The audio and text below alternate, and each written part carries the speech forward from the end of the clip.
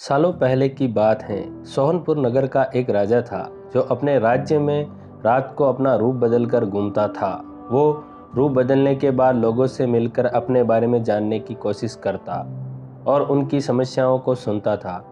एक रात जब वह नगर घूमने आया तो अचानक जोर से बारिश होने लगी। उसने देर किए बिना ही एक गरीब के घर का दरवाज़ा खटखटाया। वह एक गरीब किसान था जो अपनी पत्नी और बच्चों के साथ रहता था। बारिश तेज थी तो किसान ने राजा को अंदर आने के लिए कहा। राजा ने घर में जाने के बाद पूछा, क्या आप मुझे कुछ खिला सकते हैं? मुझे बहुत तेज भूख लगी है। वो गरीब किसान और उसका परिवार 2 दिन से भूखा था और उसके घर में एक भी दाना अन्न का नहीं था। किसान के मन में हुआ कि भले ही हम भूखे हैं, लेकिन अपने आए हुए अतिथि को यूं भूखा नहीं रख सकते। अब किसान ये सोचकर बेचैन हो गया कि अपने अतिथि का पेट कैसे भरा जाए। तभी उसने घर के सामने वाली दुकान से चावल चुराने की तरकीब सोची।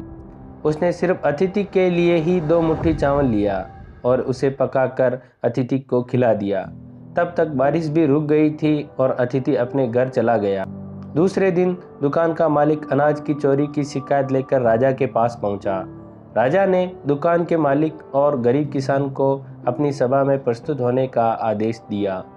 सबसे पहले सभा में पहुंचे किसान ने राजा के सामने जाकर अपनी चोरी का इल्जाम कबूल कर लिया और बीती हुई रात की पूरी बात राजा को बता दी।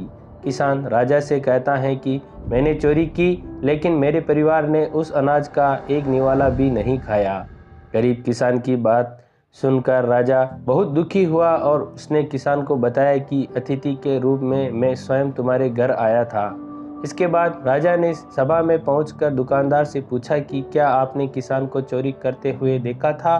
दुकानदार ने जवाब दिया कि हाँ, मैंने इसे रात में चोरी करते हुए देखा था। दुकानदार की बात सुनने के बाद राजा कहता है कि इस चोरी के लिए मैं पहले जिम्मेदार हूँ और फिर दूसरा तुम हो, क्योंकि तुमने किसान को अनाज की चोरी करते हुए तो देखा, मगर कभी उसके भूखे परिवार को नहीं देखा। तुम अपने पड़ोसी होने का धर्म बिल्कुल निभा नहीं पाए। इतना कहने के बाद राजा ने दुकानदार को सभा से जाने के लिए कह दिया और किसान की अतिथि निष्ठा भाव को देखकर उसे 1000 सोने की मुद्राएं इनाम के रूप में दी। इस कहानी से हमें यह सीख मिलती है कि यदि कोई आसपास रहने वाले मुसीबत में हैं तो हमें उनकी सहायता करनी चाहिए, क्योंकि पड़ोसी पड़ोसी के ही काम आता है। क्या पता आज वो तकलीफ में है, कल हम हो। धन्यवाद।